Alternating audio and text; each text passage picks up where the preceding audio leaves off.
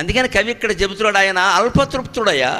ఆయనకు చాలా సంతోషం కలిగి మేరు తురంబె మేరు వంచు ఆదరమొప్పచూచి మనసార గ్రహించుచు గడ్డి పరకన కూడా మేరు పర్వతం అనుకుంటాడు ఆయన. గరిక పూజకి సంతోషించేవాడు వినాయకుడు ఒక్కడేనండి, మరో దేవుడికి లేదు. ఇది మీరు ఏ పుష్పాలు తేవక్కల్లా, మీ దొడ్లో వెనకాల ఉండే 4 గడ్డి పరకలు, అది కూడా మట్టితో కలిపి ఉంటే మంచిది. పర్వాలేదయ్యా, సహజంగా అలా ఉంది కదా, పట్టుకురా, మట్టితోనే బొమ్మ చేయి, మట్టి గడ్డితోనే పూజించు, ఏం పర్వాలా, అందరం మట్టిలో కలిసిపోయేవాళ్ళమే. ఏమిటిది?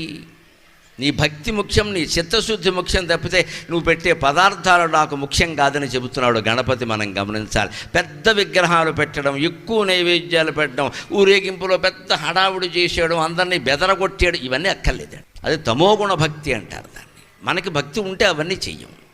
అందుకే మన కోరికలు తీరవు, మన దుఃఖాలు తీరవు, అవన్నీ అలాగే ఉంటాయి. ఎందుకంటే నువ్వు చేసిన పూజ అటువంటిది, చిత్తశుద్ధి లేని శివ పూజ.